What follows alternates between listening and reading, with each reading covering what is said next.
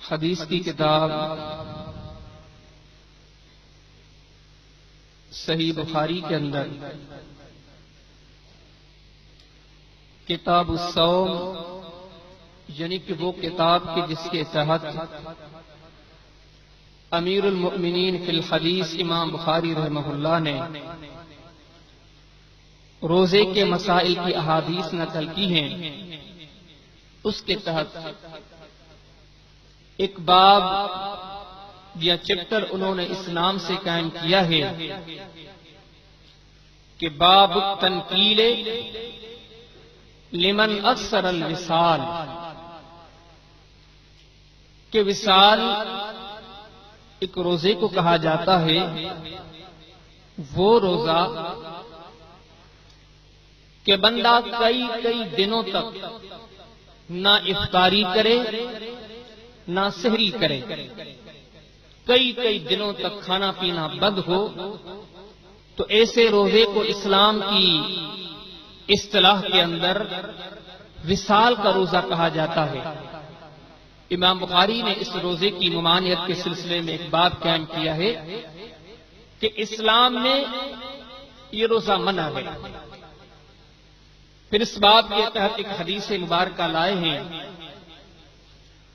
محبوب المؤمنین سیدنا ابی ہریرہ رضی اللہ تعالی عنہ بیان فرماتے ہیں، نہا رسول اللہ صلی اللہ علیہ وسلم عن الوصال فی الصوم، کہ کائنات کے تاجدار صلی اللہ علیہ وسلم نے صحابہ کی محفل میں کسی مجلس میں آپ نے اس روزے سے منع کر دیا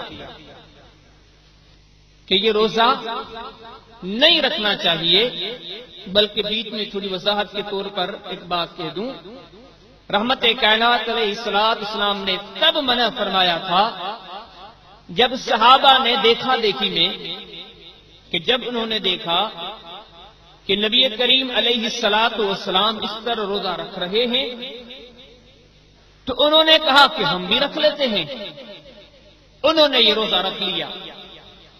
ایک دن گزر گیا، ایک رات گزر گئی، اب دوسرا دن جب گزرنے لگا تو ان کے جسم کے اندر سستی کا انداز چھا گیا، کمزوری دکھائی دینے لگی، چلنے میں کمزور، بولنے میں کمزور، گفتگو میں کمزور۔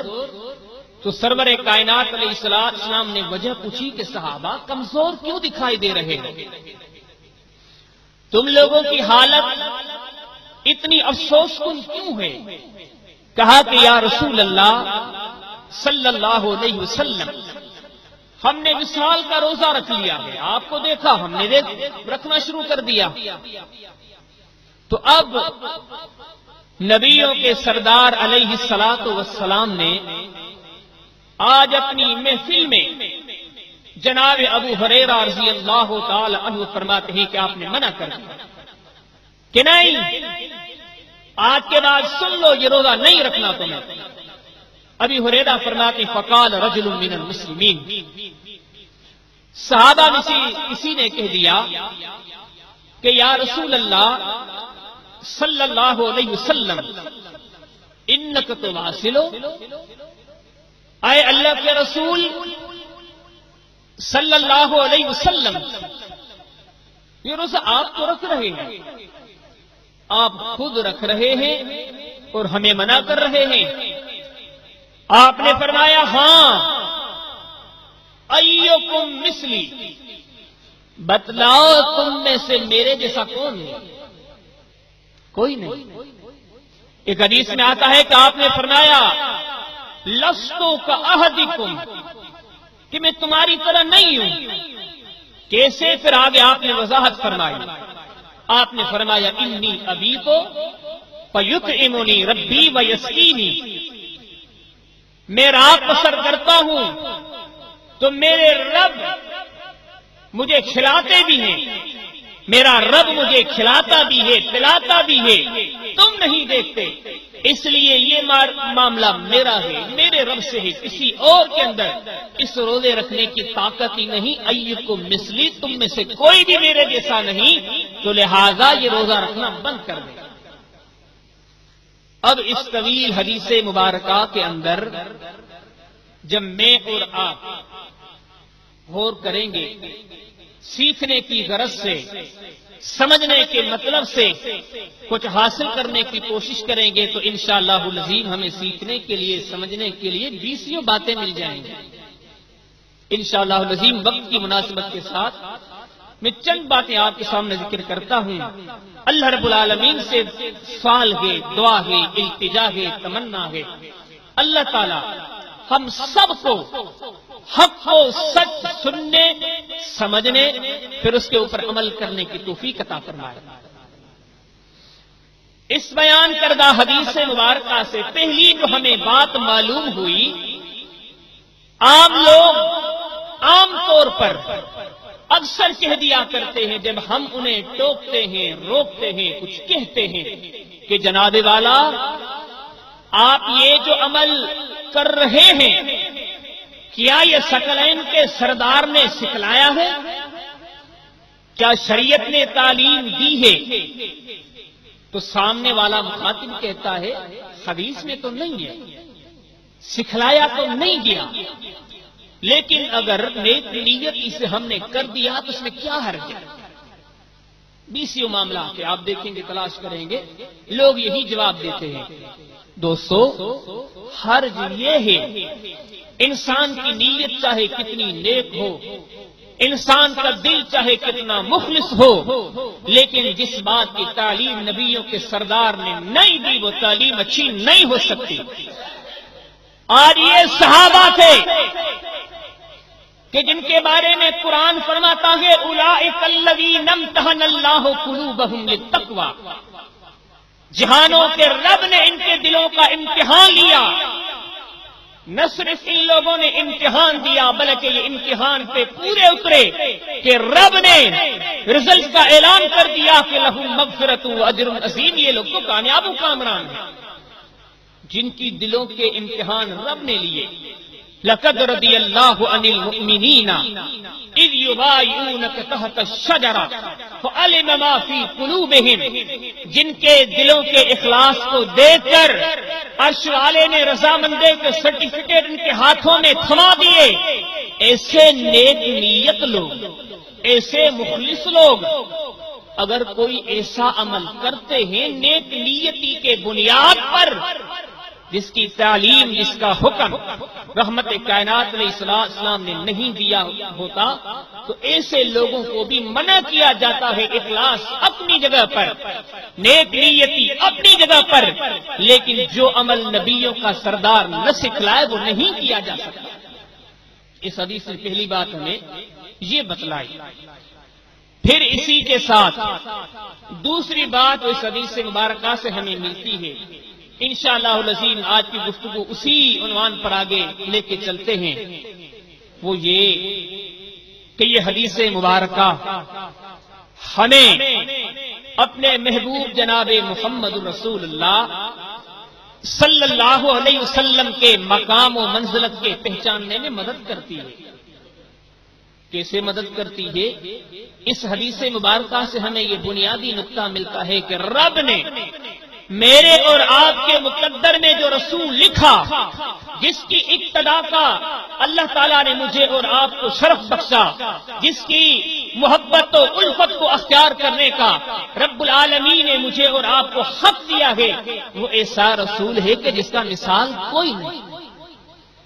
صحابہ ہم تو یہ کہتے ہیں کہ قیامت کی صبح تک جن کی عظمتوں کا مقابلہ کوئی نہیں کر سکتا، لیکن ان کی عظمتیں اپنی جگہ پر جب رحمت کائنات کے عظمت کی باری آئی، فرمایا ایکم مثلی، کون ہے تم میں سے؟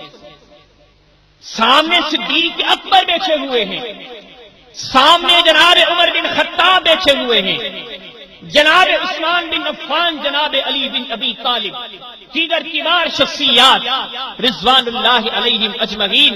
کسی نے نہیں کہا کہ یا رسول اللہ صلی اللہ علیہ وسلم جیسے آپ ویسے ہیں، نہیں، وہ جانتے تھے، وہ مانتے تھے کہ محبوب خدا علیہ الصلوۃ والسلام کو اللہ تعالیٰ نے وہ مقام دیا ہے کہ آپ تو بے مثال ہیں۔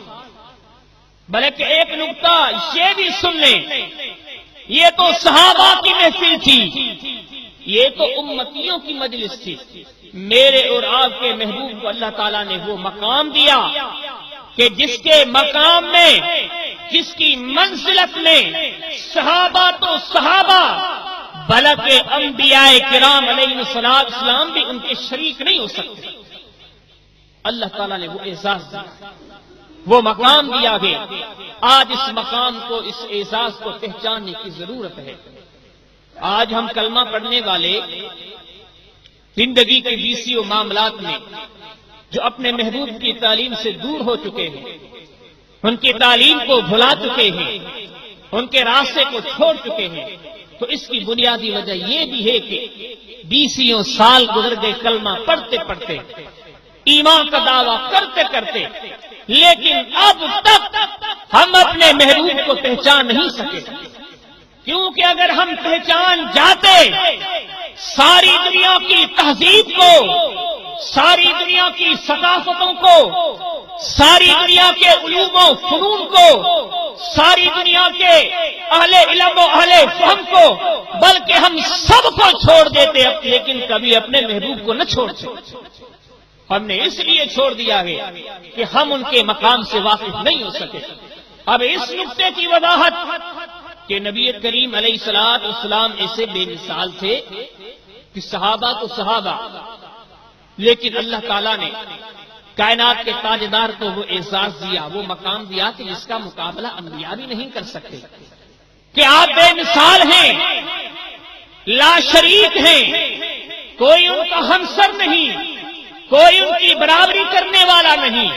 کہ صرف بات ہی نہیں، جب قرآن حکیم پر نظر پڑتی ہے، ثقلین کے سردار علیہ السلام کے فرامین پہ نظر پڑتی ہے، ہم کیا، دنیا گواہی دیتی ہے کہ ہاں کائنات کے رب نے رحمت والے رسول کو جو منصب دیا ہے، جو مقام دیا ہے، جو اوصاف دیا ہے، ان اوصاف کے اندر صحابہ تو صحابہ، لیکن آدم علیہ السلام بھی شریک نہیں ہے، نوح علیہ السلام بھی شریک نہیں ہے، بلکہ تمام تر انبیاء کہ جن کے بارے میں رب العالمین فرماتے ہیں وَتِلْكَ حُجَّتُنَا آتَيْنَاهَا إِبْرَاهِيمَ عَلَىٰ قَوْمِهِ نَرْفَعُ دَرَجَاتٍ مَّن نَّشَاءُ إِنَّ رَبَّكَ عَلِيمٌ حَكِيمٌ وَوَهَبْنَا لَهُ إِسْحَاقَ وَيَعْقُوبَ كُلًّا هَدَيْنَا وَنُوحًا هَدَيْنَا مِن قَبْلُ وَمِن ذُرِّيَّتِهِ دَاوُودَ وَسُلَيْمَانَ وَأَيُّوبَ وَيُوسُفَ وَمُوسَىٰ وَهَارُونَ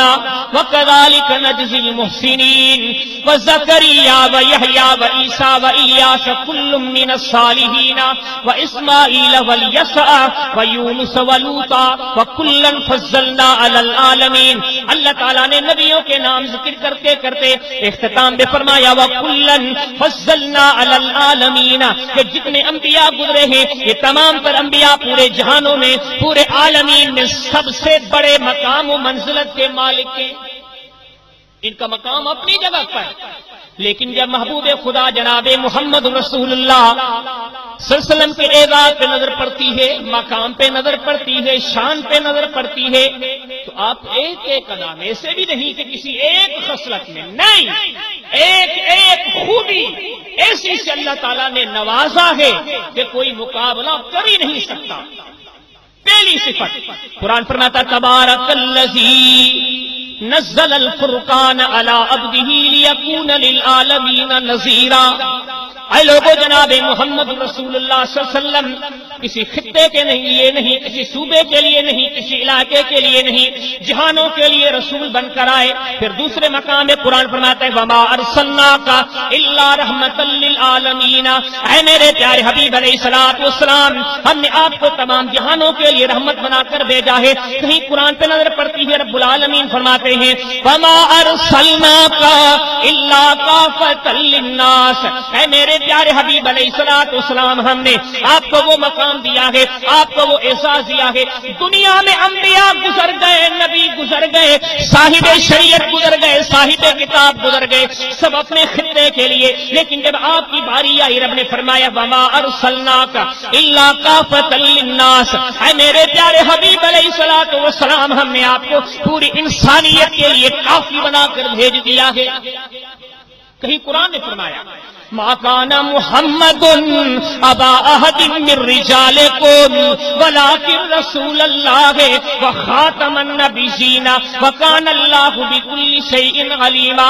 ایسا کافی بنا کر بھیجا کہ رب العالمین فرماتے ہیں کہ ان کے آنے کے بعد، ان کے نبوت کے تاج پہننے کے بعد اب نبوت کے دروازے ہی بند، اب کوئی نہیں آئے گا، اب قیامت تک کے لیے یہی کافی ہے۔ صحیح بخاری کے اندر کتاب التیمم، اس کے تلے آپ کو ایک باب ملے گا، پہلا بابن کہہ کر امام بخاری نے بغیر کسی نام کے ایک باب قائم کیا۔ جناب صحابی رسول فرماتے ہیں کہ ثقلین کی سردار علیہ الصلوۃ والسلام نے بیٹھے بیٹھے صحابہ کے بیچ میں تذکرہ کیا۔ آپ نے فرمایا وَكَانَ النَّبِيُّ يُبْعَثُ إِلَىٰ قَوْمِهِ خَاصَّةً، اے لوگوں مجھ سے قبل جتنے انبیاء آئے، جتنے نبی آئے، جتنے صاحب شریعت آئے، ثقلین کے سردار علیہ الصلوۃ والسلام فرماتے ہیں سب اپنی اپنی اقوام کے لیے آئے، سب اپنے اپنے علاقے کے لیے آئے، لیکن وَبُعِثْتُ إِلَى النَّاسِ عَامًّا، آپ نے فرمایا صحابہ جب میری باری آئی تو پوری انسانیت کے لیے عمومی طور پر مجھے بھیج دیا گیا، ساری دنیا کے لیے، انسان تو انسان للعالمین، پورے جہانوں کے لیے۔ یہی وجہ ہے جب حدیث کی کتابوں پہ نظر پڑتی ہے، رب کے قرآن پہ نظر پڑتی ہے، رحمت کائنات علیہ الصلوۃ والسلام کا گنگنانے والے صحابہ تو ملتے ہیں، آپ کو پہچاننے والے انسان تو ملتے ہیں، لیکن میرے اور آپ کے محبوب کو رب العالمین نے وہ مقام دیا، وہ احساس دیا، وہ شرف دیا، وہ رتبہ دیا، وہ بلندی دی، وہ رفعت دی۔ جب اس نقطے پہ نظر پڑتی ہے رحمت کائنات علیہ الصلوۃ والسلام اس پوری انسانیت میں سے واحد انسان ہے جس کی تعریف میں، جس کی محبت میں، جس کی الفت میں جانور تو جانور غیر جاندار بھی غرق نظر آتے ہیں۔ ایک حدیث پیش کر کے گفتگو آگے لیے چلتے ہیں۔ سنن ابن ماجہ کے اندر کتاب اقامت الصلاۃ والسنۃ فیہا، اس کے تلے آپ کو ایک باب یہ چپ کر اس نام سے ملے گا باب ما جاء فی بدء شأن المنبر، اس کے حدیث تحت ملے گی۔ نبی کریم علیہ الصلوۃ والسلام کے صحابی بیان فرماتے ہیں، معروف حدیث مبارک آپ سنتے رہتے ہیں۔ ایک دن مشہور حدیث، عورت آئی، لکڑی کے کام کرنے والے اس کے بیٹے تھے، ممبر بن گیا، لگ گیا۔ اب نبی کریم علیہ الصلوۃ والسلام کل تک جب جمعے کا خطبہ دیا کرتے تھے ایک ٹہنی کا سہارا لیا کرتے تھے، ایک کھجور کے تنے کا سہارا دیا کرتے تھے، لیکن آج جب اس بڑھیا کے بیٹے نے منبر بنا کے مسجد نبوی میں رکھ دیا، ساری دنیا کے سردار و سالار میرے اور آپ کے محبوب جناب محمد رسول اللہ صلی اللہ علیہ وسلم آج جب جمعے کا خطبہ دینے لگے، اس ٹہنی کو ہٹا دیا، اس تنے کو ہٹا دیا، آج خطبہ دینے کے لیے نبیوں کے سردار منبر پہ جلوہ افروز ہوئے۔ خطبہ دیتے دیتے صحابہ فرماتے ہم نے آواز سنی، کیسی آواز سنی؟ مسجد نبی میں رونے کی آواز تھی، لیکن بڑی عجیب آواز تھی، کبھی بیل کے انداز میں سنائی دینے لگتی تھی، کبھی اونٹ کی آواز سنائی دینے لگتی تھی، کبھی بچے کے رونے کی آواز سنائی دینے لگتی تھی۔ صحابہ نہ جان سکے نہ پہچان سکے، لیکن قربان جائیں ثقلین کے سردار علیہ الصلوۃ والسلام کے مقام پر منزلت پر صحابی بیان فرماتے ہیں نبی کریم علیہ الصلوۃ والسلام منبر سے اترے، منبر سے اتر کر اس کھجور کے تنے کو لے کر اپنے سینے سے لگایا، اس کے اوپر اپنا ہاتھ رکھ دیا، پھر آپ نے فرمایا اگر آج سے صحابہ فرماتے ہیں جیسے رحمت کائنات علیہ الصلوۃ والسلام نے اپنے سینے سے اسے لگایا، اس کے اوپر اپنا ہاتھ مبارک رکھ دیا، یہ ایسے سسکیاں لیتے ہوئے روتا روتا خاموش ہو گیا جیسے چھوٹا بچہ رویا کرتا ہے۔ پھر صحابی فرماتے ہیں اسے روتے روتے یہ کھجور کا تنا خاموش ہو گیا۔ اس کے بعد کائنات کے تاجدار علیہ الصلوۃ والسلام نے فرمایا لوگو اے میرے صحابہ، اگر آج اس تنے کو میں سینے سے نہ لگاتا، اس کو اپنا ہاتھ نہ لگاتا، اس کو خاموش نہ کرواتا لہن الی یوم القیامت، قیامت تک میری جدائی میں یہ کھجور کا تنا روتا رہتا۔ کون مقابلہ کرے گا؟ پہلی صف جس میں میرے اور آپ کے محبوب علیہ السلام کا کوئی ہمسر نہیں، دوسری صف جس میں کوئی نبی شریک نہیں، کوئی صحابی شریک نہیں، کوئی ولی شریک نہیں، وہ یہ کہ رحمت کائنات علیہ السلام میں سے واحد انسان تھے جس کا تذکرہ تمام انبیاء کرتے گئے۔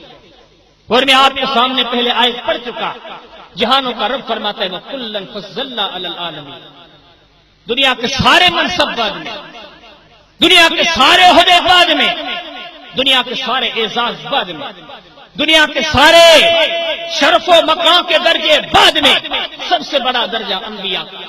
لیکن قربان جائیے کائنات کے تاجدار کی عظمت پر، انبیاء جس کے مقام و منزلت کے تذکرے کرتے گئے۔ کہیں قرآن فرماتا ہے کہ ابراہیم علیہ السلام، کون ابراہیم؟ وَاتَّخَذَ اللَّهُ إِبْرَاهِيمَ خَلِيلًا، جس کے بارے میں رب فرماتے ہیں یہ میرے خلیل ہیں، جس کے بارے میں رب العالمین نے فرمایا وَنَادَيْنَاهُ أَن يَا إِبْرَاهِيمُ قَدْ صَدَّقْتَ الرُّؤْيَا إِنَّا كَذَلِكَ نَجْزِي الْمُحْسِنِينَ، مجھے اور آپ کو بلکہ دنیا والوں کے کارنامے دیکھ کر دنیا کے لوگ گواہی دیتے ہیں واہ جی واہ آپ نے کمال کر دیا۔ لیکن قربان جائیں خلیل کی قربانیوں پر رب العالمین فرماتے ہیں ہم مخاطب ہوئے، ہم نے پکارا، ہم نے ندا دی ابراہیم قد صدقت الرؤیا، تو نے اپنے خواب کو سچا کر دکھایا، جس کے بارے میں رب العالمین فرماتے سلام علی ابراہیم، وہ لوگوں ابراہیم علیہ السلام کے اوپر ہمارے سلام ہو۔ اب وہ نبی بہت بڑا کام کیا، کیا کام؟ بیت اللہ تعمیر کر دیا۔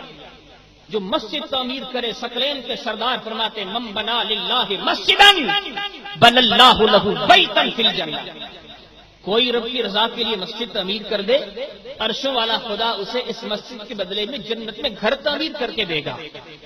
اب خلیل وہ ہیں کہ جس نے مسجد نہیں مسجد حرام تعمیر کر دی، جس کا نام لیتے ہوئے عرشوں والا فرماتا سبحان الذی اسری بعبدہ لیلا من المسجد الحرام، حرمت والی مسجد، شان و شوکت والی مسجد۔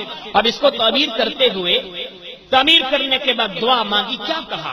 کہا ربنا وابعث فیہم رسولا منہم یتلو علیہم آیاتک ویعلمہم الکتاب والحکمہ ویزکیہم انک انت العزیز الحکیم۔ اے جہانوں کے پالنے والے، تیرا گھر میں نے تعمیر کر دیا، اس کے تعمیر کے بعد میں تم سے سوال کرتا ہوں، دعا مانگتا ہوں، اب اس شہر کے علاقے میں، اس گھر کے قریب، اس مکہ المکرمہ میں محمد رسول اللہ کو بھیج دے صلی اللہ علیہ وسلم، ان کو بھیج کے وہ آئیں، تمہاری آیتیں پڑھ پڑھ کر رب کے بندوں کو سنائیں۔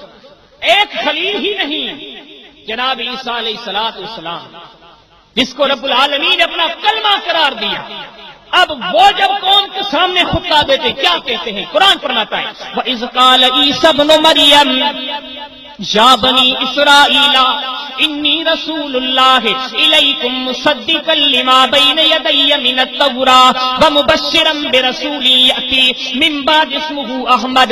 اے میری قوم کے لوگوں، میں تبلیغ کر چکا، دین سنا چکا، لیکن آج ایک بشارت دیے دیتا ہوں، میرے بعد ایک رسول آنے والا ہے، ایک نبی آنے والا ہے کہ جس کا نام ہوگا احمد صلی اللہ علیہ وسلم۔ کتابیں پڑھ کے دیکھیں، کسی کو یہ احساس نہیں ملا کہ اپنے اپنے زمانے میں، اپنے اپنے ادوار میں انبیاء جس کی عظمتوں کے گنگناتے جائیں۔ ہاں اس زمین پر، اس مخلوق میں ایک شخصیت ملتی ہے، کو میرے اور آپ کے محبوب جناب محمد رسول اللہ صلی اللہ علیہ وسلم۔ تیسری خوبی، ایسی خوبی کہ کسی کے حق میں نہ آئی، کسی کے مقدر میں نہیں آئی، وہ کیا؟ کہ جہانوں کے رب نے اپنے انبیاء کو جمع کر کے وعدہ لیا، نبی و نبوت دوں گا، حکمت دوں گا، شریعت دوں گا، لیکن سنو جب میرا رسول آئے سب کچھ چھوڑ کے میرے رسول پہ ایمان لا کے ان کے امتی بن جائیں۔ کسی کے حق میں یہ شرف نہیں آیا۔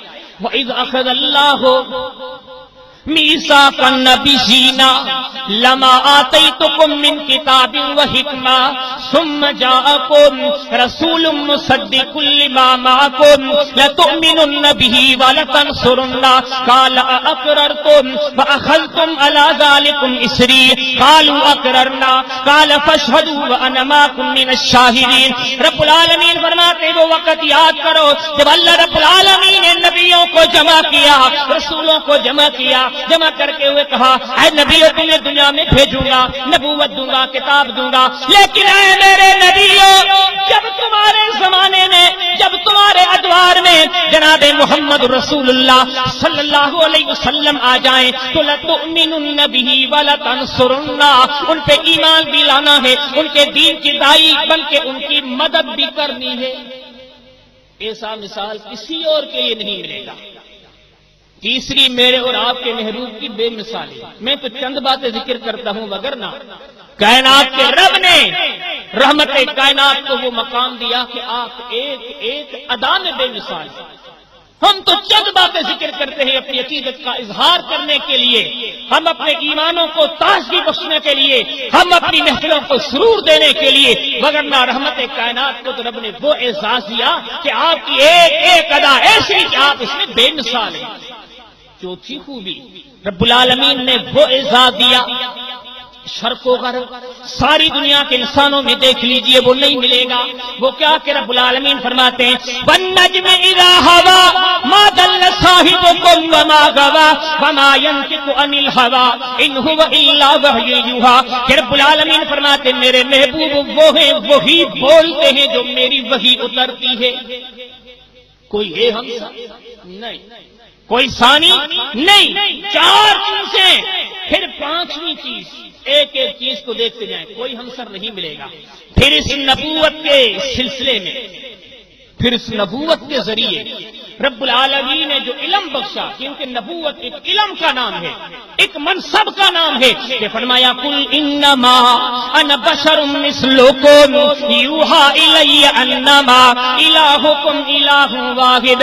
اے لوگوں دے حیثیت جنس کے، دے حیثیت مخلوق کے، میں بھی تمہاری طرح انسان ہوں، کوئی نوری نہیں، کوئی ناری نہیں، لیکن فرق یہ ہے کہ انما یوحی الی انما الہکم الہ واحد، کہ جہانوں کے پالنے والے نے میرے اوپر وحی اتاری ہے، وحی کے نتیجے میں میں توحید کا درس دیتا ہوں۔ اب یہ وحی کیا تھی؟ ایک علم کی دنیا تھی، اور یہاں میں آپ کو یہ بات بتلا دوں کہ انسان کے مقام و شرف کی سب سے بڑی نشانی انسان کا علم ہے۔ علم نہیں تو انسان کی کوئی خوبی کسی کام کی نہیں۔ انسان و جانور کے بیچ میں تفریق کرنے والی کون سی چیز ہے؟ علم۔ کہ اللہ تعالیٰ نے فرمایا وَعَلَّمَ الْإِنسَانَ مَا لَمْ يَعْلَمْ، کہ ہم نے انسان کو علم دیا۔ کہیں قرآن فرماتے الرحمن علم القرآن خلق الانسان علمہ البیان، کہ اللہ تعالیٰ نے انسان کو قرآن سکھایا یعنی کہ علم بخشا۔ لیکن جب اس نقطے پہ نظر پڑتی ہے، اس علم پہ نظر پڑتی ہے، علم کے معاملے میں دیکھتے ہیں رب العالمین نے دنیا میں بہت سارے لوگوں کو علم دیا، بڑے بڑے لوگ، بڑے بڑے علوم کے مالک ہیں، لیکن یقین جانیے جب کائنات کے تاجدار علیہ الصلوۃ والسلام کے علم پہ نظر پڑتی ہے، ساری دنیا ان کے سامنے ہے، کوئی بلند نہیں۔ کہ رب العالمین فرماتے ہیں وَعَلَّمَكَ مَا لَمْ تَكُنْ تَعْلَمْ، اے میرے پیارے حبیب علیہ الصلوۃ والسلام، ہم نے آپ کو وہ علم دیا کہ آپ نہیں جانتے تھے۔ کہیں قرآن فرماتے مَا كُنْتَ تَدْرِي مَا الْكِتَابُ وَلَا الْإِيمَانُ وَلَكِنْ جَعَلْنَاهُ نُورًا نَهْدِي بِهِ مَن نَّشَاءُ وَإِنَّكَ لَتَهْدِي إِلَىٰ صِرَاطٍ مُّسْتَقِيمٍ۔ رب العالمین فرماتے اے میرے پیارے حبیب علیہ الصلوۃ والسلام، نبوت کے ملنے سے پہلے، جبریل کے آنے سے پہلے آپ نہیں جانتے تھے کہ کتاب کیا ہے، ایمان کیا ہے، لیکن ہم نے نبوت کے ذریعے، نبوت کے وسیلے آپ کو علم دیا، لیکن ایسا علم دیا کہ رب العالمین نے فرمایا عالم الغیب فلا یظہر علی غیبہ احدا الا من ارتضی من رسول۔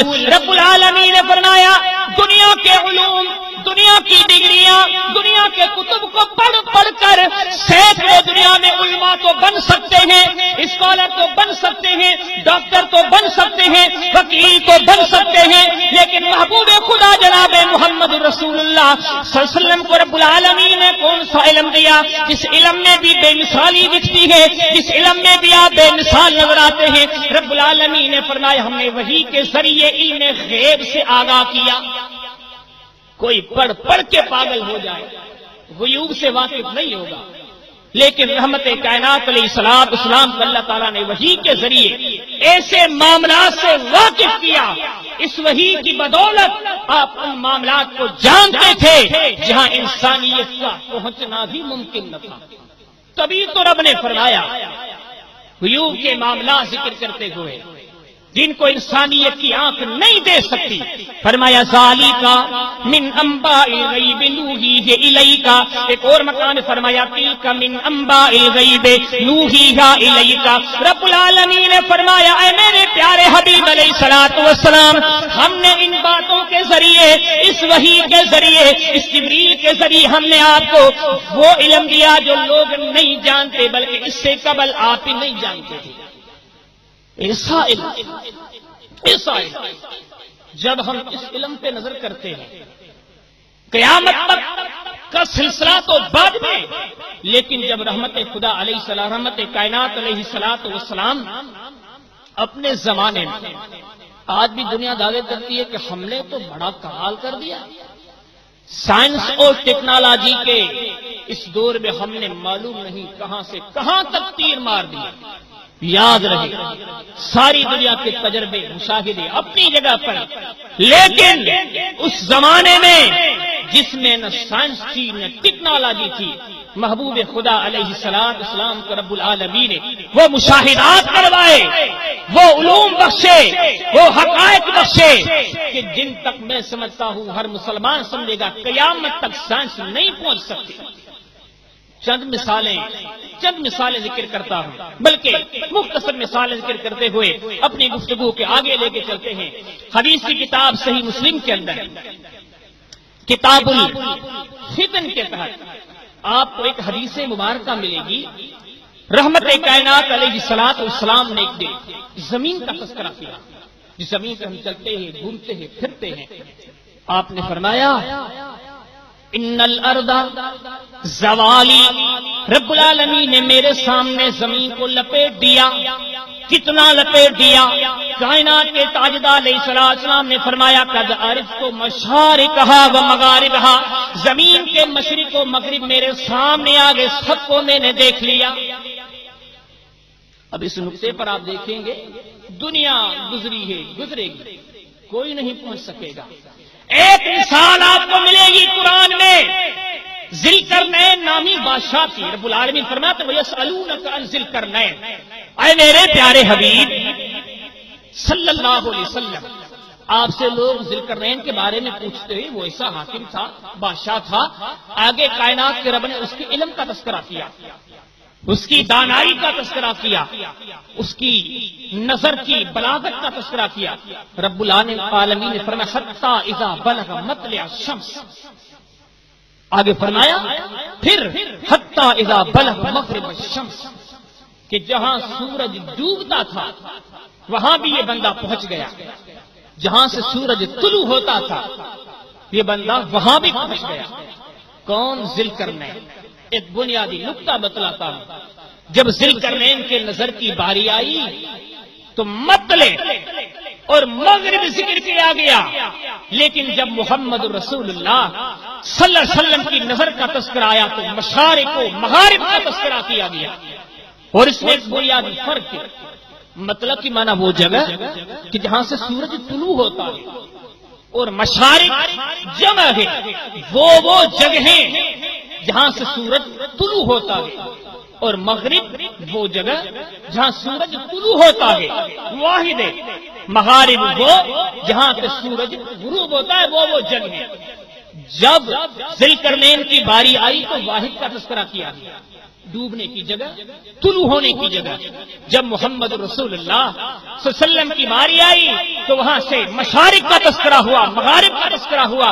اس لیے ایک بنیادی نقطہ بتاتا ہوں، وہ یہ کہ جب ہم تفاسیر کو پڑھتے ہیں، احادیث کو پڑھتے ہیں، موجودہ سائنس کو پڑھتے ہیں، سورج جب طلوع ہوتا ہے تو ہر روز اپنی جگہ تبدیل کرتا ہے، تھوڑی تھوڑی تبدیل کرتا جاتا ہے کہ نتیجتاً آپ دیکھیں گے کہ سال کی ابتدا میں سورج اس کونے سے طلوع ہوگا، سال کے اختتام پر یہاں سے طلوع ہوتا ہوگا، طرف ایک ہی لیکن سورج کی جگہیں تبدیل ہوتی رہتی ہیں۔ جب غروب کا سلسلہ ہوتا ہے، سال میں ابتدا ایک طرف سے ہوگی، انتہا اپنی جگہ پر۔ مزید تفصیل کے لیے آپ رب المشرقین و رب المغربین کی تشریف پڑھیں گے تو انشاءاللہ العظیم آپ اس کی وضاحت مل جائے گی۔ تو اب میں جو آپ کو جو بات کہنا چاہتا تھا کہ انسانیت میں کوئی نہیں، ایک ذوالقرنین تھا کہ ایک بار وہاں پہنچا جہاں سے سورج طلوع ہوتا تھا، ایک اس جگہ پر پہنچا جہاں سورج غروب ہوتا تھا۔ لیکن قربان جائیے محمد رسول اللہ صلی اللہ علیہ وسلم کی عظمتوں پر، رفعتوں پر، مقام و منزلت پر، بے مثال علمی پر، جہاں جہاں سورج کے طلوع ہونے کی جگہیں تھی، جہاں جہاں غروب ہونے کی جگہیں تھی، کائنات کے تاجدار کی وہاں نظریں پڑ گئی۔ بلکہ وہ تو اس زمانے کی بات تھی، نبی کریم علیہ السلام کو اللہ تعالیٰ نے اتنا بے مثال علم دیا، اتنی بے مثال علمیت بخشی کہ آپ نے اس زمانے کا تذکرہ تو کر دیا، اپنے بعد عرب میں اٹھنے والی آگ کا تذکرہ تو کر دیا، خلافت کا تذکرہ کر دیا، امت کے گروہوں کا تذکرہ کر دیا، فتنوں کا تذکرہ کر دیا۔ تذکرہ کرتے کرتے ہوئے قربان جائے جناب محمد رسول اللہ صلی اللہ علیہ وسلم کی ایک ایک ادا جو بے مثال تھی، اس علم کے معاملے پہ نظر پڑتی ہے، بیسیوں مثالیں ملتی ہیں۔ ایک مثال ذکر کرتا ہوں، صحیح مسلم کے اندر کتاب الفتن کے تحت آپ کو ایک باب یہ چیپٹر اس نام سے ملے گا، اقبال الروم، روم سے آنے والے قبیلوں کا تذکرہ، اس میں حدیث ملے گی۔ فقیہ الامہ جناب عبداللہ بن مسعود رضی اللہ تعالی عنہ فرماتے ہیں کہ ایک روز نبیوں کے سردار علیہ الصلوۃ والسلام اپنی محفل میں مجلس میں دجال کا تذکرہ کرنے لگے، پھر صحابہ کو بتلایا، اے میرے صحابہ معلوم ہے تمہیں دجال کس زمانے میں آئے گا، کس وقت میں آئے گا۔ قربان جائیے کائنات کے تاجدار کے علم پر، علمیت پر آپ نے فرمایا قیامت کے پہلے پہلے دجال اس وقت آئے گا کہ مسلمانوں کا ایک گروہ کسی میدان میں لڑ رہا ہوگا، لڑتے لڑتے مسلمان غازی بن جائیں گے، غالب بن جائیں گے، فاتح بن جائیں گے۔ ثقلین کے سردار علیہ السلام فرماتے ہیں اے میرے صحابہ اتنے میں مسلمانوں کا کوئی لشکر آئے گا، مسلمانوں کے 10 گھوڑ سوار آئیں گے، گھوڑوں پر چڑھ کر آئیں گے، ان مجاہدین کو بتانے کے لیے، ان غازیوں کو بتانے کے لیے، کیا بتانے کے لیے؟ یہ بتلانے کے لیے اے مسلمانوں کے مجاہدوں، اے مسلمانوں کے غازیوں، جس دجال کا تذکرہ تم کیا کرتے تھے، جس دجال کا تذکرہ نبی کر گئے ہیں، وہ دجال آ چکا ہے۔ آگے رحمت کائنات علیہ السلام فرماتے ہیں میرے صحابہ یہ جو 10 سوار آئیں گے، گھوڑوں پہ سوار ہو کر آئیں گے، انی لعارف اسماءہم، ان 10 کے 10 کا نام بھی مجھے آتا ہے، وعارف اسماء آبائہم، ان کے باپوں کا کیا نام ہوگا، ان کے والد کا کیا نام ہوگا، مجھے ان کے ناموں کا بھی رب العالمین کی طرف سے علم دیا گیا ہے۔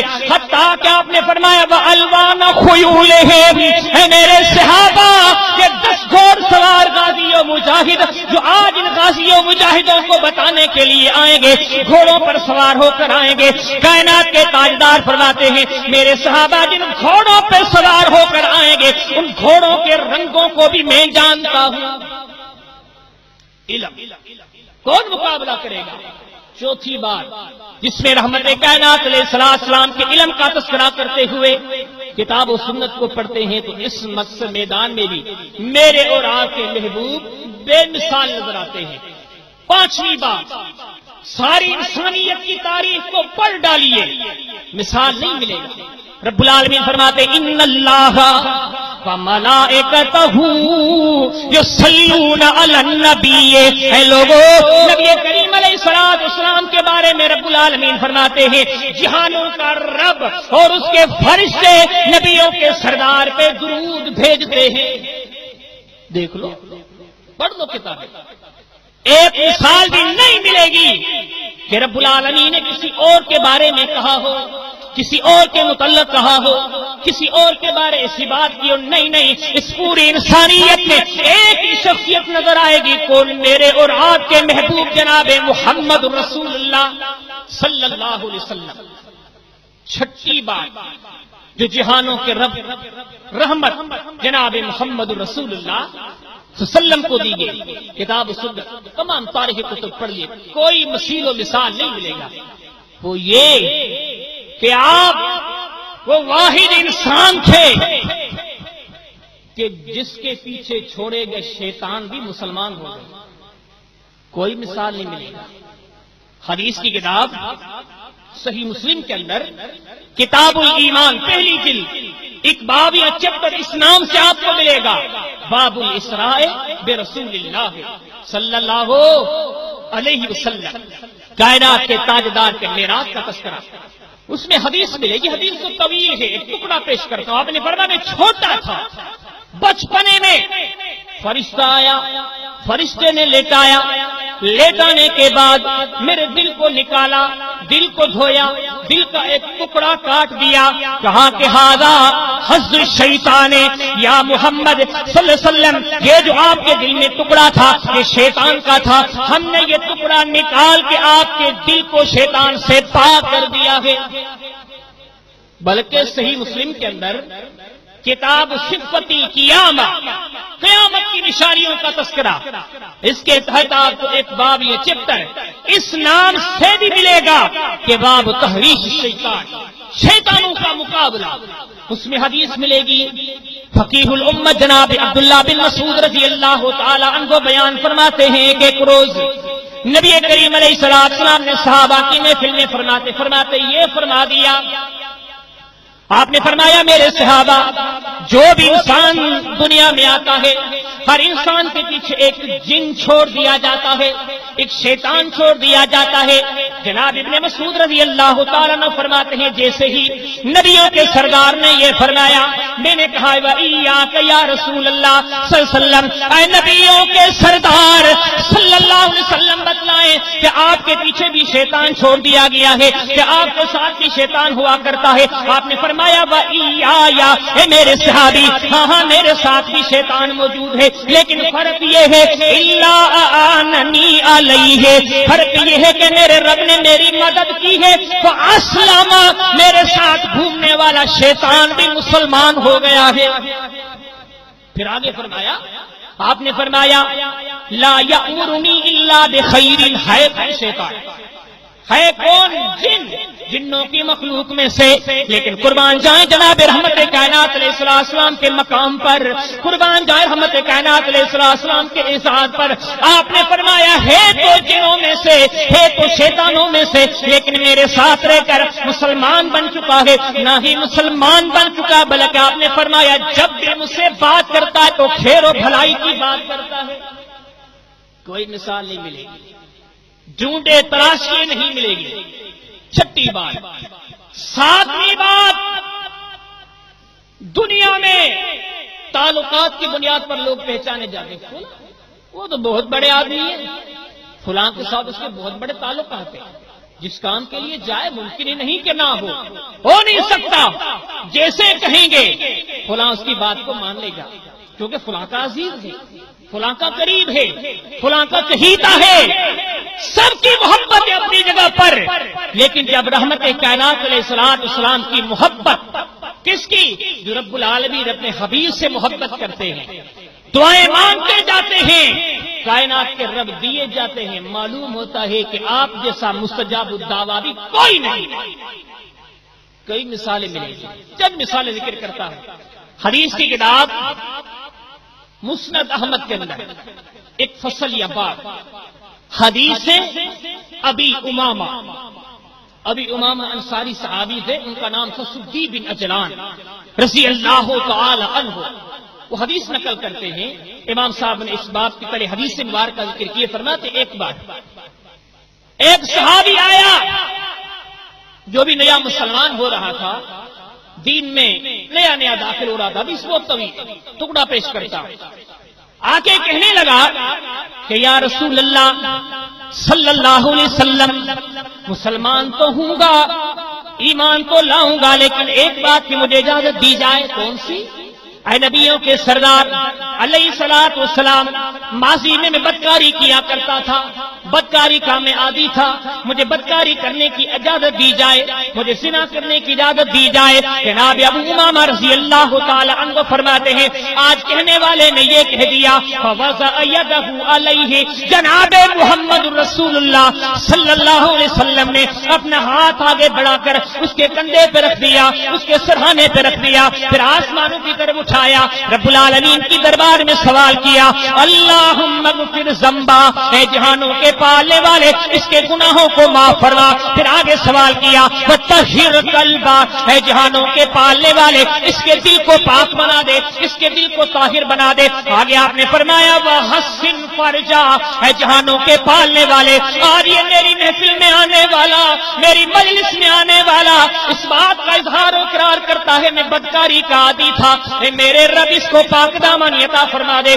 صحابی ابو امامہ فرماتے ہیں اور کچھ نہیں کہا گیا، جب یہ بندہ اپنی مجلس سے اٹھا، جب اس مجلس سے اٹھا زندگی گزر گئی، کبھی ہم نے کسی غیر کی طرف نظر اٹھاتے بھی نہیں دیکھا۔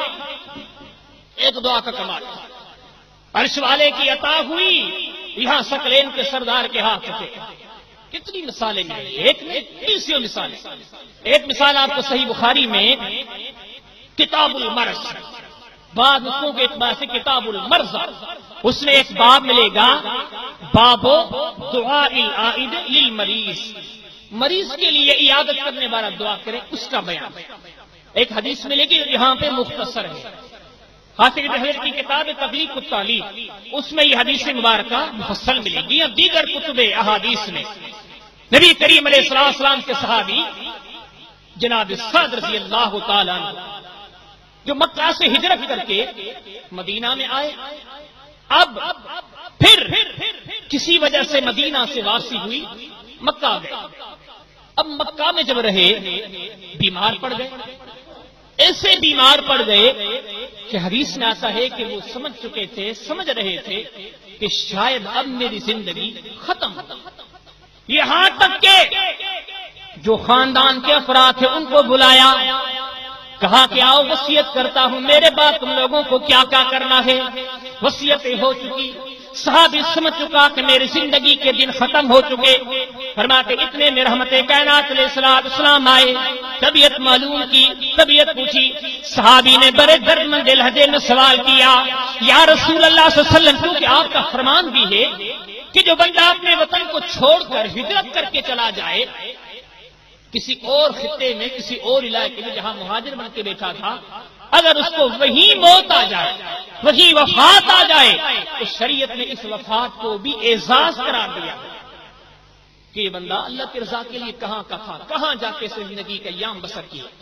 آج صحابی کے ذہن میں وہ بات آ گئی، کہا کہ یا رسول اللہ صلی اللہ علیہ وسلم مکہ کا تھا، مدینہ گیا تھا، پھر مدینہ سے مکہ آیا، اے نبیوں کے سردار صلی اللہ علیہ وسلم، میرے دل کی تمنا تھی، میرے دل کی خواہش تھی کہ کاش مجھے موت مدینہ میں آئے، کاش کہ میری وفات مدینہ میں ہو۔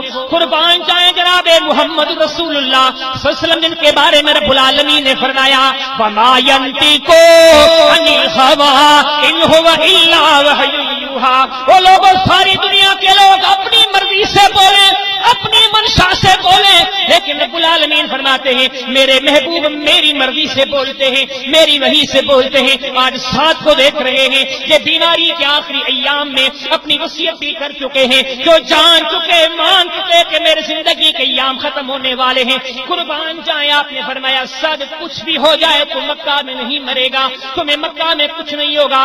اتنے میں ساتھ فرماتے ہیں رحمت کائنات علیہ السلام نے بارگاہ الہی میں ہاتھ اٹھا دیے، اللہم اشفا سعدن، اے میرے اللہ میں تیری دربار میں سوال کرتا ہوں، تجھ سے دعا مانگتا ہوں، اللہ میرے سعد کو تندرستی عطا فرما، میرے سعد کو صحت بھی عطا فرما۔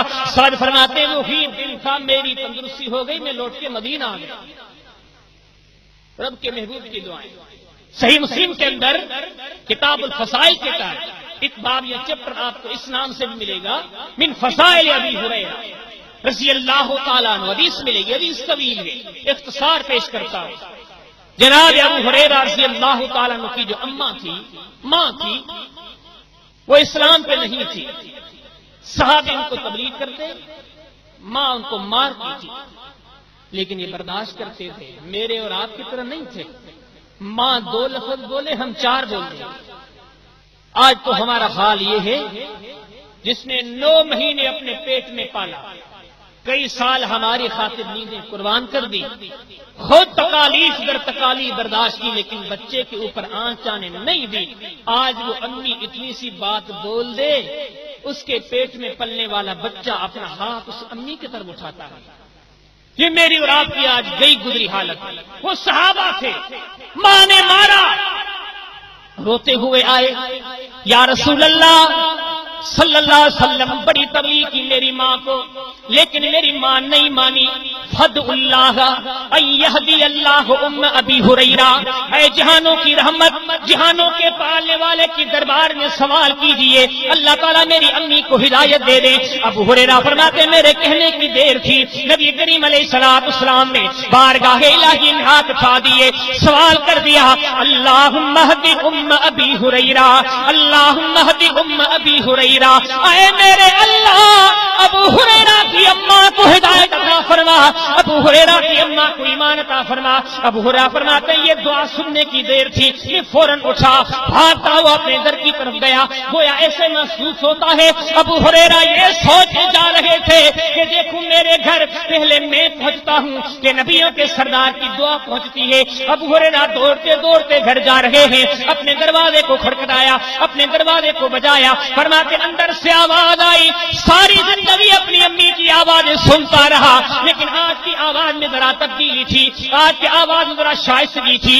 اندر سے آواز آ رہا ہے، امی نہا رہی تھی، پانی کا آواز آ رہا ہے۔ کہا بیٹا رکو رکو، میں دروازہ کھولتی ہوں۔ فرمایا کچھ دیر کے بعد دروازہ کھولا، میں نے کچھ نہیں کہا، پہلے ہی میری امی نے بولا اشہد اللہ الہ الا اللہ واشہد ان محمد رسول اللہ صلی اللہ علیہ وسلم۔ ابو ہریرہ جس ایمان کے لیے، جس اسلام کے لیے، جس نبی کے لیے میں تجھے مارا کرتی تھی، آج تو نے بولا بھی نہیں، میں اس رسول پر ایمان لاتی ہوں۔ انداز دیکھیں، یہ ہے محبوب خدا کا وہ مقام جو جہانوں کے پالنے والے کی دربار میں تھا۔ اس میں تو پل بھر کا وقت لگا ہوگا، گھر سے نکلے، مسجد سے نکلے، گھر پہنچے، لیکن محبوب خدا کا رب العالمین کے دربار میں وہ مقام تھا جو کہتے رب اپنے محبوب کی دعا سنتے قبول کر لیتے۔ ایک مثال دیتا ہوں، حدیث کی کتاب سنن نبی داؤد کے اندر کتاب الطلاق کے تحت ایک باب یا چیپٹر آپ کو اس نام سے ملے گا، اذا اسلم احد الابوین، اگر کسی بچے کے ماں باپ دونوں ہوں لیکن دونوں غیر مسلم ہوں، اچانک ان میں سے کوئی ایک مسلمان ہو جائے تو وہ بچہ کہاں جائے؟ ماں کے پاس جائے یا باپ کے پاس جائے؟ امام صاحب نے باپ قائم کیا ہے۔ اس کے اندر ایک حدیث لائے ہیں کہ ایک صحابی آئے، جناب رافع بن سنان رضی اللہ تعالی عنہ آئے، کہا کہ یا رسول اللہ صلی اللہ علیہ وسلم میں مسلمان تو ہو گیا لیکن میری بیوی مسلمان نہیں ہوئی۔ کچھ ہی دیر کے بعد یہ معاملہ بڑھا کہ بیوی دونوں کو چھوٹی سی بچی تھی، ننھی سی۔ اب باپ رافع کہنے لگا کہ بچی میرے پاس آئے، صحابی تھے، صاحب ایمان اسلام تھے، ماں کا خیال تھا نہیں بچی میرے پاس آئے گی۔ میرے اور آپ کے محبوب جناب محمد رسول اللہ صلی اللہ علیہ وسلم صاحب عدل و انصاف یہ نہیں فیصلہ دیا کہ رافع تو مسلمان ہے، تو میرا صحابی ہے، جا وہ بچی اس سے لے لے۔ یہ تو آج ہمارے قانون و قاعدے ہیں، آج ہمارے فیصلے اسی پہ مبنی ہوتے ہیں، اپنا جو کچھ کر لے صحیح ہے۔ بولنا بھی ہمارے ہاں بے وقوفی، اپنے کو بول دیا، وہ تو دور کا تھا، کیا کام آئے گا؟ فیصلہ اپنے کے حق میں ہونا چاہیے، کل کام تو آئے گا۔ اللہ اکبر، آج یہ ہماری سوچ، ہمارے محبوب کی سوچ یہ نہیں تھی۔ آپ نے فرمایا آپ کا فیصلہ ہوگا، کیسے ہوگا؟ دونوں آؤ، بچی کو لے کر آؤ۔ ایک طرف رافع کو بٹھایا رضی اللہ تعالیٰ عنہ، ایک طرف بیوی کو بٹھایا، سامنے بچی کو بٹھایا۔ آپ نے اس بچی کو کہا کہ اب تیرا فیصلہ ہے، تو جس کی طرف جانا چاہے۔ اب رحمت کائنات علیہ السلام دل میں درد تھا کہ یہ میرا صحابی صاحب ایمان ہے بچی اس کے پاس جائے گی تو مومنہ بنے گی، ماں کے پاس جائے گی تو ایمان سے محروم رہے گی۔ اور رافع فرماتے ہیں اتنے میں میری بیٹی اٹھی اور اپنی ماں کی طرف جا رہی تھی، فمالت الصبیۃ الی امھا، فرماتے ہیں کہ بچی ایک طرف میں بیٹھا ہوا، ایک طرف بچی کی امی بیٹھی ہوئی، بیچ میں چھوٹی سی ننھی سی بچی اٹھی اپنی ماں کی طرف جانے لگی۔ جناب محمد رسول اللہ صلی اللہ علیہ وسلم سے بات یہ گراں گزری، دکھ ہوا، تکلیف ہوا کہ بچی کو یہاں نہیں جانا چاہیے، بچی کو رافع کے پاس جانا چاہیے۔ صحابی فرماتے میں نے سنا بچی اپنی ماں کی طرف جا رہی تھی، رحمت کائنات علیہ السلام کی زبان سے یہ جملے نکلے، اللہم اہدھا اللہم اہدھا اللہم اہدھا، اے میرے اللہ اس بچی کو صحیح سوچ عطا فرما، اے میرے اللہ اس بچی کو ہدایت دے دے۔ صحابی فرماتے ہیں وہاں یہ آواز میں نے سنا، وہاں میری نظر تھی وہ بچی پر جو ماں کے قریب تھی، یا رحمت کائنات کے جملے کہنے کی دیر تھی، بچی وہیں سے لوٹ کر میری گود میں بیٹھ گئی۔ مستجاب الدعوہ کوئی ملے گا؟ ایسی مثالیں جناب انس بن مالک رضی اللہ تعالی عنہ، حدیث کی کتاب صحیح مسلم کے اندر کتاب المناقب کے تحت، فضائل کے تحت آپ کو ایک باب میں چپٹر اس نام سے ملے گا، من مناقب انس بن مالک، انس بن مالک رضی اللہ تعالی عنہ کے فضائل کا باب۔ چھوٹے تھے، بڑی زندگی خدمت کی، 8-10 سال کے تھے، ماں لے کر آئی، پوری زندگی تقریباً 10 سال جب تک رحمت کائنات علیہ السلام زندہ تھے انس خدمت کرتے رہے۔ لیکن جب ہم رجال کو پڑھتے ہیں، روات کو پڑھتے ہیں، تاریخ کو پڑھتے ہیں کہ یہ جب واقعہ پیش آیا، ابھی انس نے شادی نہیں کی تھی، نوجوانی کا وقت تھا، نبی کریم علیہ السلام نے وفادیاں دے کر، وفاداریاں دے کر، محبتوں کو دے کر، الفتوں کو دے کر ایک دن دعا مانگی، کہا کہ اللہم اکثر مالہ و ولدہ، اے جہانوں کے پالنے والے میرے انس کو برکت عطا فرما، اس کے مال میں بھی برکت دے دے، اس کے اولاد میں بھی برکت دے دے، وبارک لہ فیما آتیتا، اے جہانوں کے پالنے والے سے جو تو نے عطا کیا ہے اس میں برکت ڈال دے۔ دعا تھی، ہو گئی۔ اب اس دعا کی مقبولیت کو دیکھیں، اسی صحیح مسلم کے اندر آگے آپ کو حدیث مبارکہ ملے گی۔ صحابی فرماتے ہیں کہ نبی کریم علیہ السلام نے جو میرے لیے دعا کی تھی کہ اللہ تعالیٰ اس کی عمر میں برکت ڈالے، رب العالمین نے ایسی برکت ڈالی، ایسی برکت ڈالی، فرماتے ہیں کہ میں اتنی بڑی عمر کا ہو گیا کہ میرے خاندان میں، میرے بیٹوں میں، میرے پوتوں میں اتنے افراد بڑھ گئے کہ 100 سے بھی کراس کر گئے۔ لیکن آگے اور یہ اس دور کی بات تھی، اس سے بعد میں جو واقعہ پیش آیا وہ اس سے بھی حیران تھے۔ 3 صدی کے ادیب محدث امام احمد بن علی بن مثنی التمیمی اپنی کتاب مسند ابی یعلا کے اندر مسانید انس بن مالک رضی اللہ تعالی عنہ کے اندر یہ حدیث مبارکہ لائے ہیں۔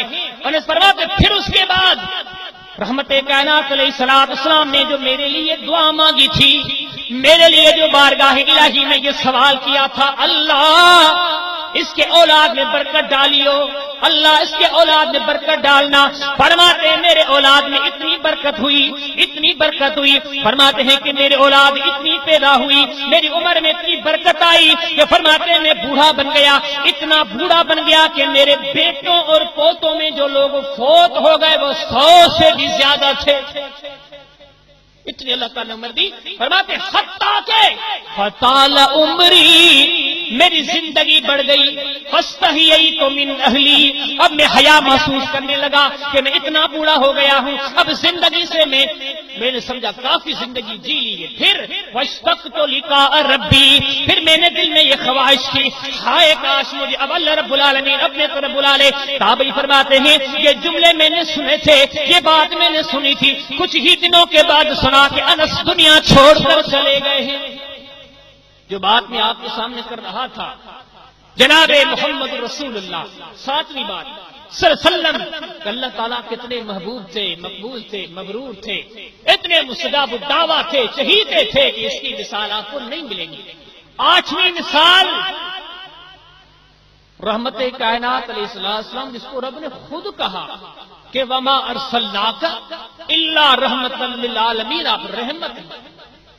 اب اس رحمت کو کیسے تولا جائے؟ تول نہیں سکتے۔ ایک مثال لے کے گفتگو آگے لے کے جاتا ہوں کہ آپ اس میدان میں بھی بے مثال ہیں۔ مسند احمد کے اندر، مسانید الانصار کے اندر ایک فصل ملے گی، حدیث ابی زید رضی اللہ تعالی عنہ، ابو زید کی حدیث، ان کی طرح حدیث مبارکہ ملے گی۔ ابو زید رضی اللہ تعالی عنہ تصویر کے سادے تھے۔ فرماتے ہیں کہ ایک دن نبی کریم علیہ السلام کی محفل میں بیٹھا ہوا تھا کہ رحمت کائنات علیہ السلام نے اپنا ہاتھ مبارک آگے بڑھا کر ہاتھ میرے چہرے پہ پھیر دیا۔ چہرے پہ پھیرنے کے بعد جملوں پہ نظر کرو، ایک ایک جملے میں کتنی محبت ہے۔ وہ زمانہ سامنے لائے، وہ منظر سامنے لائے۔ رسول تو بے مثال تھا، ہم کہتے ہیں یہ صحابہ بھی بے مثال تھے۔ کس کے ساتھ تھے؟ کس کی مجلس میں تھے؟ کس کی مجلس میں تھے؟ کس کے ہاتھوں کو چومتے تھے؟ کس کے ہاتھوں کو چہروں پہ لگانے تھے؟ رحمت للعالمین کے ہاتھوں کو۔ فرماتے آج نبی کریم علیہ السلام نے اپنا ہاتھ میرے چہرے کی طرف بڑھایا اور میرے چہرے پہ پھیرا، پھر ایک دعا مانگی، فرمایا اللہم جمیل ہو، اے اللہ میرے ابو زید کو خوبصورتی عطا فرما دے، اے اللہ میرے ابو زید کے چہرے کو خوبصورت بنا دے۔ آگے فرمایا ود میں جمالا، اے جہانوں کے پالنے والے، اس خوبصورتی کو ختم نہیں کرنا، اس خوبصورتی کو مٹانا نہیں، ابو زید کو خوبصورتی بھی دینا، لیکن ایسی خوبصورتی دینا کہ ہمیشہ میرا صاحب ابو زید خوبصورت رہے۔ صحابہ بیان فرماتے ہیں جناب ابو زید کی وہ باتیں ہم نے سنی، سننے کے بعد ہم نے نوٹ کیا، ہم دیکھتے رہے، جناب ابو زید رضی اللہ تعالیٰ عنہ اتنی بڑی عمر والے بن گئے، بوڑھے بن گئے، حتیٰ کہ ان کی عمر 100 سال سے بھی گزر گئی، حتیٰ کہ 100 سال سے بھی بڑی عمر والے ہو گئے، لیکن ہم جب بھی چہرے پہ نظر کرتے وہی جوانی والا چہرہ لیے گھومتے تھے۔ یہ تھی میرے اور آپ کے محبوب کی رحمتوں بھرا ہاتھ۔ اس کے بعد 9ویں بات کہ میرے اور آپ کے محبوب جناب محمد رسول اللہ صلی اللہ علیہ وسلم ساری دنیا عطریں لگا کر گھومے، خوشبوئیں لگا کر گھومے، لیکن خوشبوئیں لگانے کے بعد بھی وہ خوشبوئیں کام نہیں دیتی، وقت گزر جانے کے ساتھ مٹ جایا کرتی ہیں۔ لیکن قربان جائیں بے مثال رسول کی بے مثالی پر، اللہ تعالیٰ نے اپنی طرف سے ایسا خوشبو والا رسول بنایا تھا، جہاں سے گزرتے خوشبو آیا کرتی تھی، جو ہاتھوں کو چھوتا تھا خوشبو آیا کرتی تھی، بلکہ جن کے ہاتھوں کو چھویا کرتے تھے ان کے ہاتھوں میں بھی خوشبو ہی خوشبو۔ صحیح مسلم کے اندر کتاب الفضائل کے اندر ایک باب یا چیپٹر اس نام سے بھی آپ دیکھیں گے، باب طیب ریحہ صلی اللہ علیہ وسلم، رحمت کائنات علیہ السلام کی خوشبو کا تذکرہ، آپ کے جسم و جسد کے خوشبو کا تذکرہ۔ اس کے اندر ایک صحابی بیان کرتے ہیں جناب جابر بن سمرہ رضی اللہ تعالیٰ عنہ، فرماتے ایک دن مسجد نبوی میں محفل ختم ہوئی، لوگ جانے لگے، نبی کریم علیہ السلام سے ہاتھ ملانے لگے، لوگ ہاتھوں کو لے کر اپنے چہرے پہ لگانے لگے۔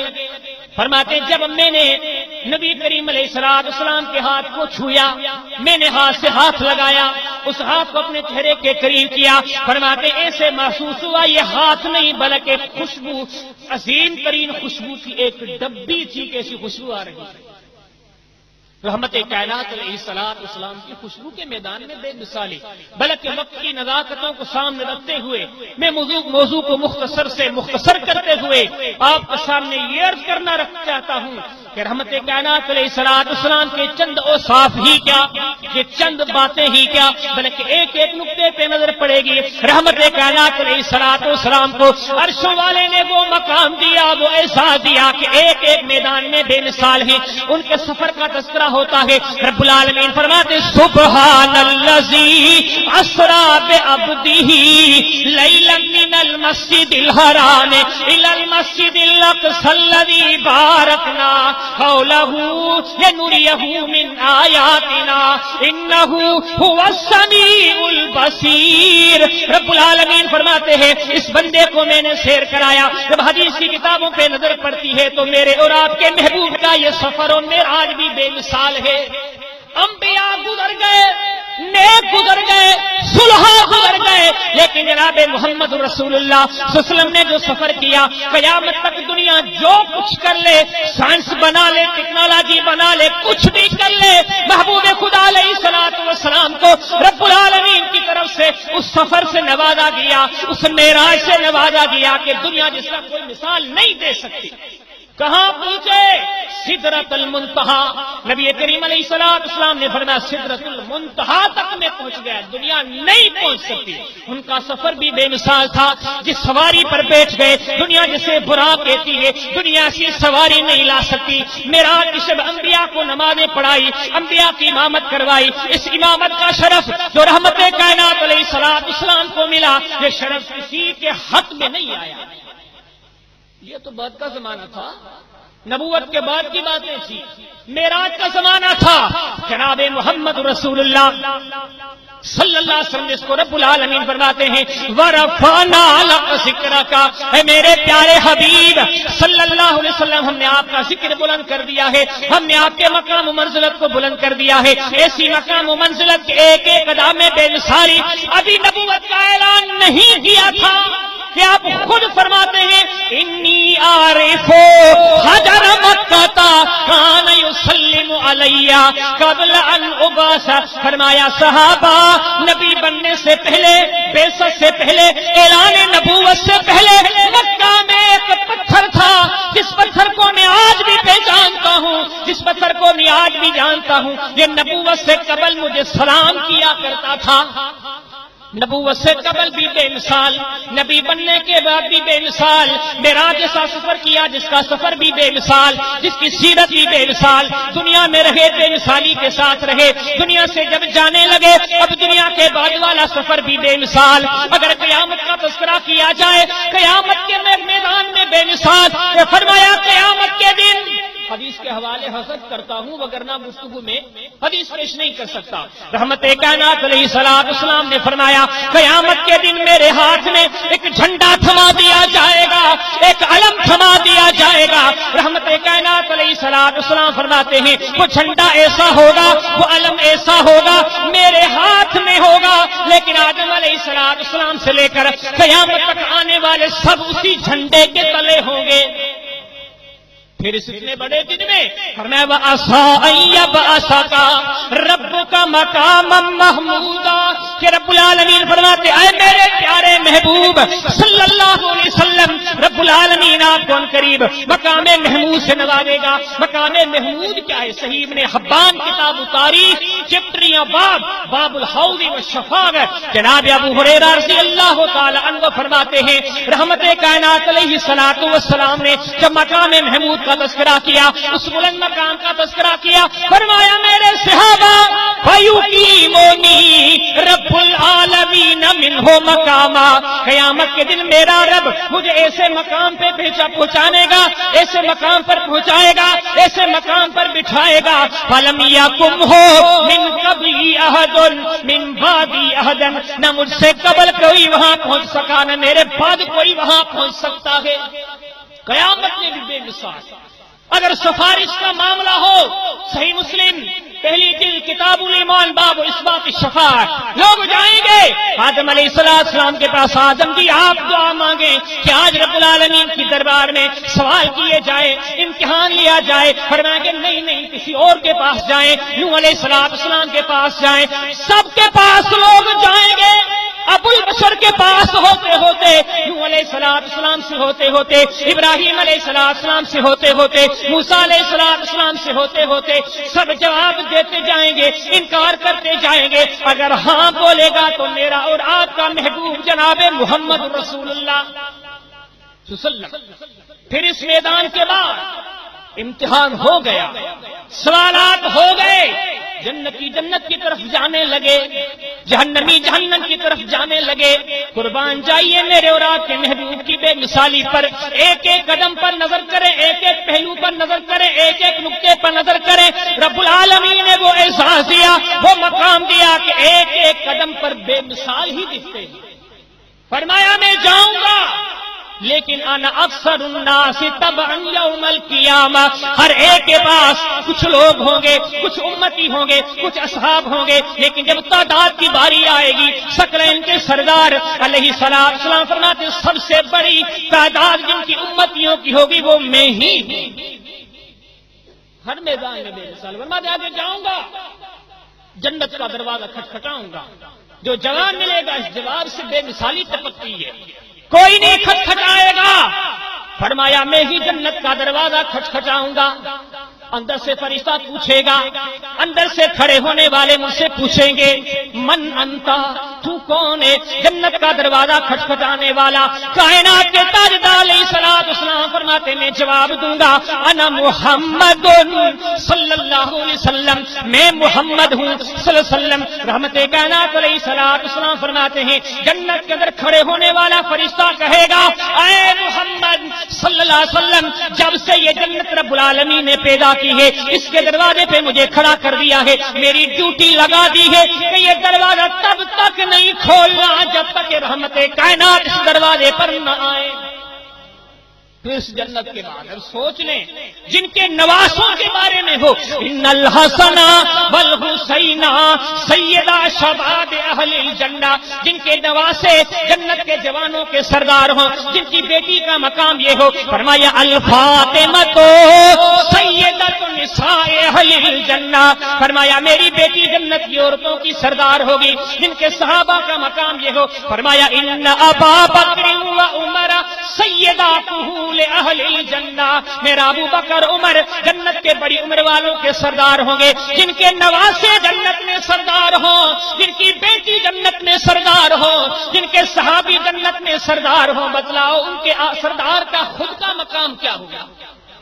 ورفعنا لک ذکرک، رب العالمین فرماتے حبیب ہم نے آپ کا ذکر بلند کر دیا ہے۔ تو ان ساری باتوں کو ذکر کرنے کا مقصد یہ ہے کہ کلمہ پڑھنے والوں آؤ، کہاں بھٹکے پھر رہے ہیں، کیا کر رہے ہیں، کن کے پیچھے چل رہے ہیں، کیسی اصطلاح اختیار کر لی ہے، کسے سب کچھ سمجھ لیا ہے، کس کے قول کو قول فیصل سمجھ لیا ہے، کس کی بات کو بات آخر سمجھ لیا ہے، کس کے لیے ہم نے سب کچھ لٹا دیا ہے؟ نہیں، آج وقت ہے اس محبوب کو پہچانو جس کی محبت کا حکم عرش والے رب نے دیا ہے۔ سارے راستے چھوڑ کر، ساروں کی ابتدائیں چھوڑ کر آؤ اس کی اتباع میں چلو جس کا مثل و مثیل کوئی نہیں ہے۔ وہ کون ہے؟ میرے اور آپ کے محبوب جناب محمد رسول اللہ صلی اللہ علیہ وسلم۔ ایک بات کہتے ہوئے گفتگو ختم کرتا ہوں دوستو، پہچاننے کی حد تک بات ختم نہیں ہوگی کہ ٹھیک ہے ہم نے پہچان لیا، آپ کے مقام سے واقف ہو گئے، شان سے واقف ہو گئے، بس کافی ہو گیا۔ نہیں، پہچاننے کی بات تھی۔ میرے اور آپ کے محبوب کو رب نے وہ مقام دیا تھا دشمن بھی پہچانتے تھے۔ کائنات کے رب نے اہل کتاب کا تذکرہ کیا، یہود و نصارہ کا تذکرہ کیا، فرمایا یعرفونہ کما یعرفون ابناءہم۔ جہانوں کا رب فرماتا ہے کہ لوگ یہ یہود و نصارہ میرے محبوب کو ایسے پہچانتے ہیں جیسے اپنی اولاد کو پہچانتے ہیں۔ اتنی بات، اتنا تذکرہ اپنی کتابوں میں پڑھ چکے ہیں، لیکن معرفت نے فائدہ نہیں دیا، صرف پہچان نے فائدہ نہیں دیا۔ ہاں فائدہ تب ملے گا پہچاننے کے بعد اپنا عقیدہ بنا کر، سوچ بنا کر، سمجھ بنا کر اپنی زندگی کو رحمت کائنات علیہ السلام کی اتباع کے لیے، اطاعت کے لیے وقف کر دیں۔ یہی کامیاب و کامرانی ہے، اسی پر صحابہ چلتے ہیں۔ فرمایا ان یقولوا سمعنا واطعنا، پہچاننے والے یہ تھے۔ جب ندا آئی، جب پکارنے والے نے پکارا، جب کہنے والے نے کہا آؤ رب کی بات کی طرف، رب کے حبیب کی بات کی طرف، فرمایا ایک ہی جملہ زبان سے نکلا سمعنا واطعنا، جو رب کہے قبول، جو رحمت رسول کہے قبول۔ آج ہمارے اندر اس قبولیت کا فقدان ہے، کتنی باتیں ہیں، صبح کو سنتے ہیں شام کو بھلاتے ہیں، شام کو سنتے ہیں صبح کو بھلا دیتے ہیں۔ دوستو ہر ایک کی بھلا سکتے ہو، لیکن رحمت کائنات علیہ السلام کی بات کو بھلایا نہیں جا سکتا۔